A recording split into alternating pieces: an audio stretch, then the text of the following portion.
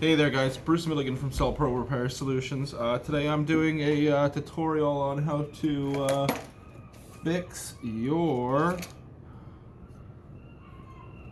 volume and on-off button on this Samsung S, what is it? It's a Note 10 actually. So anyways, the customer came in, this thing's a little bit stickier, these buttons not pushing too well, and the on-off button doesn't seem to be doing its thing either. Alright, so here we go. So I'll just kind of show you how to do it. Alright, so it works like all the rest of them. Basically, it's that double sort of gasket interior. So I'm going to start by removing, there's some sort of thing here.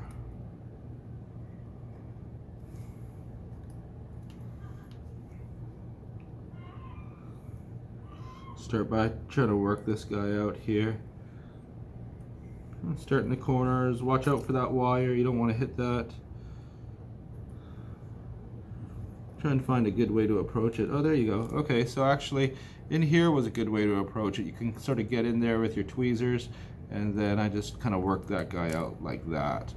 Alright, and it's actually it's a two-piecer, again, like the rest. That's the inside one, sits on the inside obviously because you press the buttons with it, and then this sits behind it.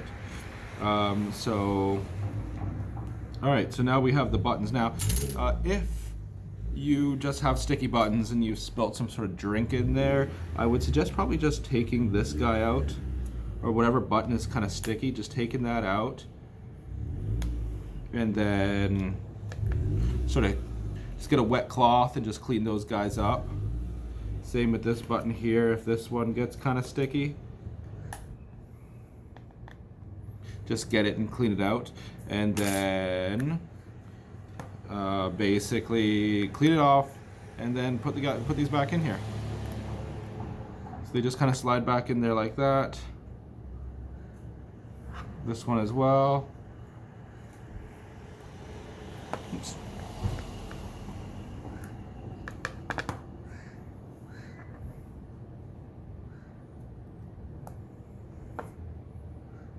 If it's not fitting in, kind of flip it around and then maybe check it out that time. Alright, so there we go. So yeah, I had to flip it around. Alright, so I'm going to start by putting this guy in here. And then these little tabs are going to go down.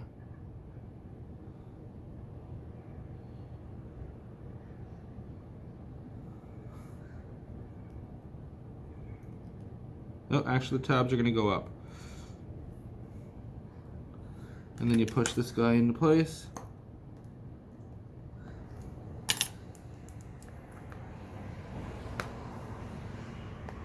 There you go. It was tabs up, not tabs down. And then that's back in place and the buttons work again. Alright guys, so that's how you do that. If you want to replace this, or you need to replace that bar, the bar with the buttons on it, just really